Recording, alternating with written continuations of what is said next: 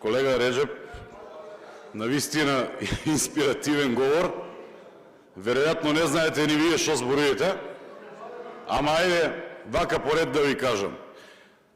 Благодарение на работата на Трајко Славевски како министер за финансии, со години Република Македонија ги бере плодовите од неговите одлуки. И со години граѓаните како вас, кои што немаат еден денар спечалено у приватен сектор, кои што цел живот се водат вака како поленки, бенки, не знам кај одите, и чекате да земете 3000 евра бруто плата за да уништувате државен имот, за нив да ги храни, неговите плодови сега ги береме. Нели ви е срам?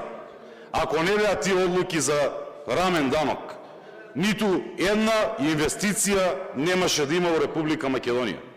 Ке беа уште олигарсите на власт, кои што патем тој ги критикуваше на почетокот на 90-тите години, заедно, еве сега, за волја на вистината, мора да се признае со Петар Гошев.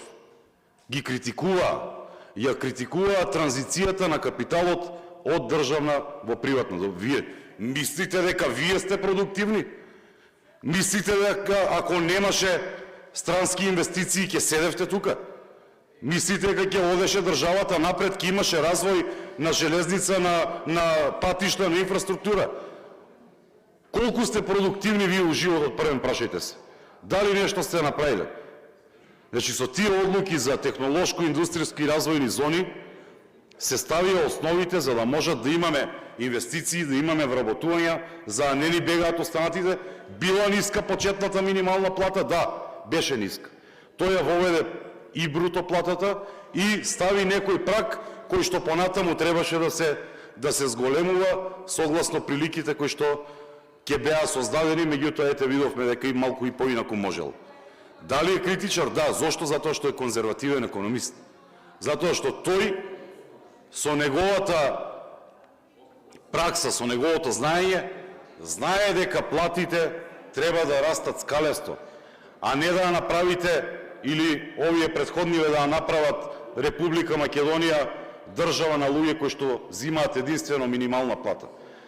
Токму затоа Трајко Славевски можете за било што да го критикувате, меѓутоа за неговата професионалност во ниту еден случај. И дополнително, еве, да не се навраќам, тој не беше некој кој што грешеше во финансиите. Тој беше човекот